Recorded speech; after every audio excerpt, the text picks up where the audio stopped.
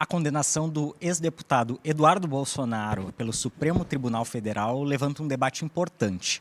Onde está a fronteira entre a atuação política e a tentativa de influenciar o funcionamento da justiça? A decisão envolve o crime de coação no curso do processo, que em seguida a gente vai detalhar, e provoca discussões sobre liberdade de expressão, pressão política, soberania e os limites da atuação de agentes públicos. O que levou à condenação?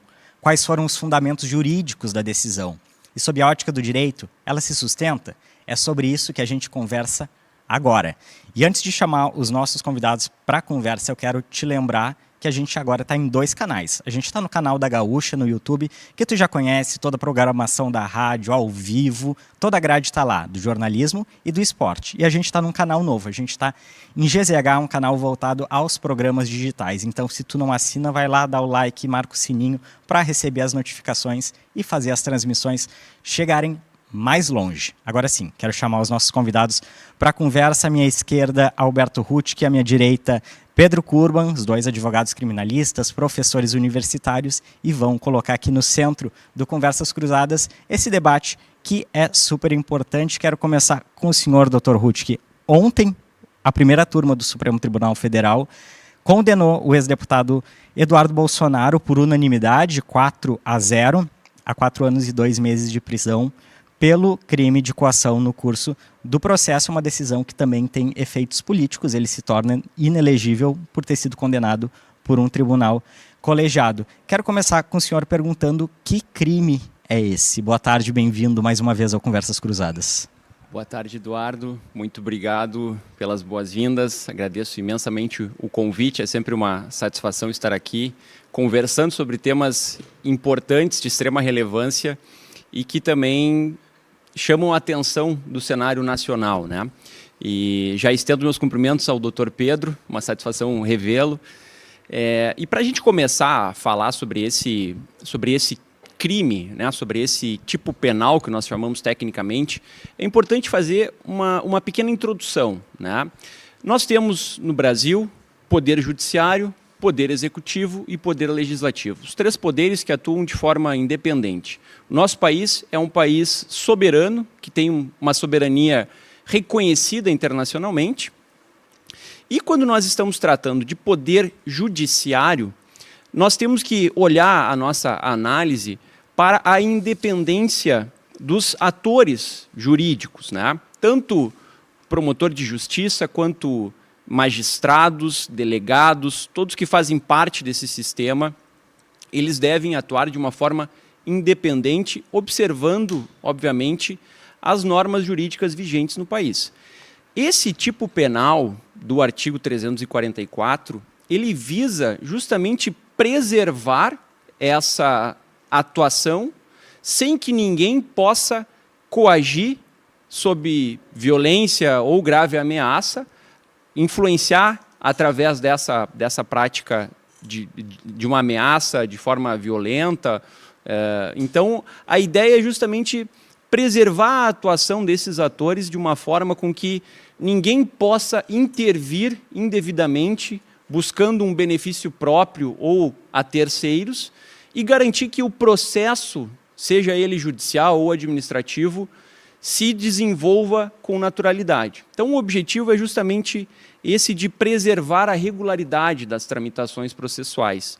Quem, de alguma forma, age com violência ou grave ameaça, coagindo ou tentando interferir de alguma forma para beneficiar alguém ou a si próprio, seja com uma chantagem que tenha um grau de ameaça elevado, enfim, é um tipo penal que a gente chama que tem uma abertura muito grande, né? Então, as formas e as possibilidades de ter uma ameaça, elas acabam se revelando de diversas modalidades. Então, a ideia do legislador é justamente proteger essa atuação no processo administrativo ou judicial de uma forma que ninguém possa intervir e influenciar, né? Então, é mais ou menos essa a análise que a gente pode fazer sobre esse tipo penal que acabou gerando a condenação do Eduardo Bolsonaro.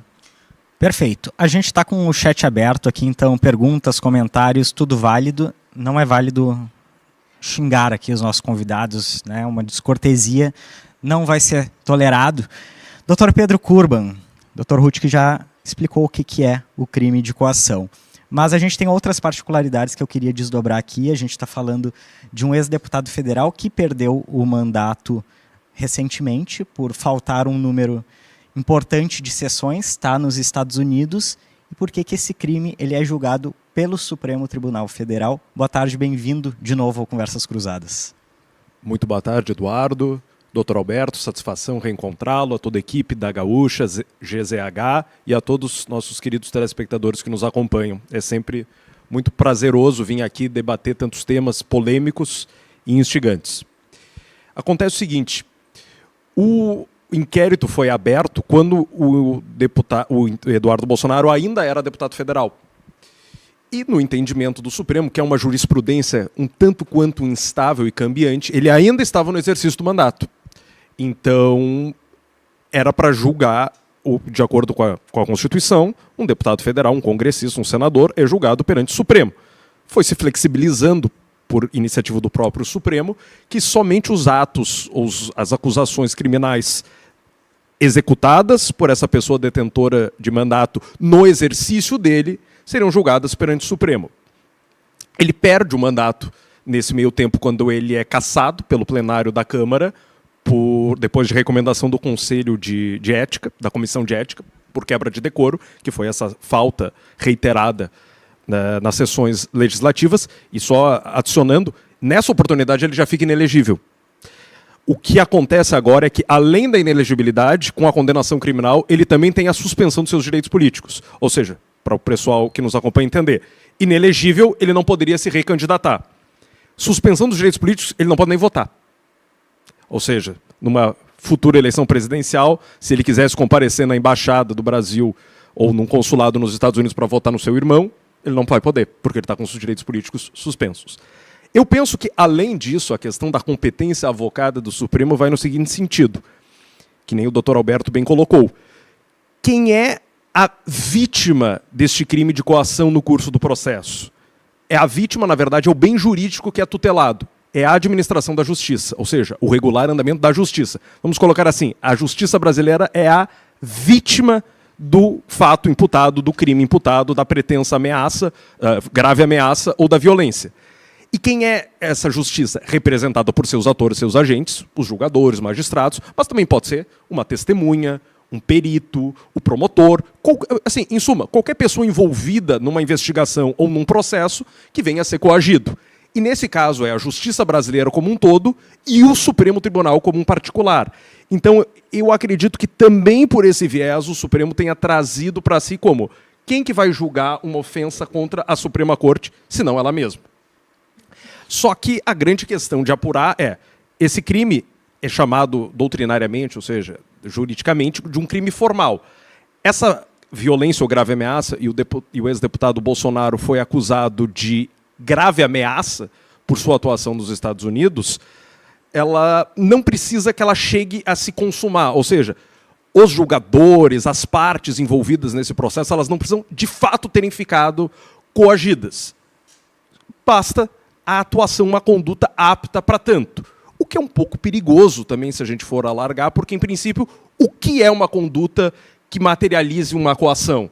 Ah, eu não me senti acuado, mas essa conduta tem que ter um mínimo de ofensividade, de lesividade, para ela poder materializar e tipificar um crime. O que é um ponto que eu acho que a gente vai abordar na sequência, me parece um tanto quanto problemático nesse caso, adicionando uma outra discussão doutrinária. Ainda no terreno do direito penal, antes do processo penal. Quem é o agente, o sujeito ativo, aquele que pratica o crime de coação no curso do processo? Pode ser qualquer pessoa. Mas será que por um intermédio e um lobby o deputado conseguiu que um outro Estado soberano aplicasse sanções administrativas? Então o sujeito ativo é quem? É os Estados Unidos? Não, porque não tem responsabilidade de pessoa jurídica. Então é a pessoa física, Eduardo Bolsonaro, que se valeu do Estado soberano americano? Então isso é bastante problemático. e ainda os desdobramentos processuais e, eventualmente, políticos, a gente discute na sequência. Perfeito, eu quero pegar esse gancho e já passar aqui para o Dr. Ruth, que também para a gente entender do que a gente está falando, né? A gente está falando de uma denúncia da PGR que dizia que o Eduardo Bolsonaro, na época parlamentar, fez declarações públicas e postagens em redes sociais que foram encarados como gestos para que o governo dos Estados Unidos impusesse sanções ao Brasil, incluindo sanções aos ministros do Supremo Tribunal Federal, para que o julgamento da trama golpista, no caso que o pai dele foi condenado,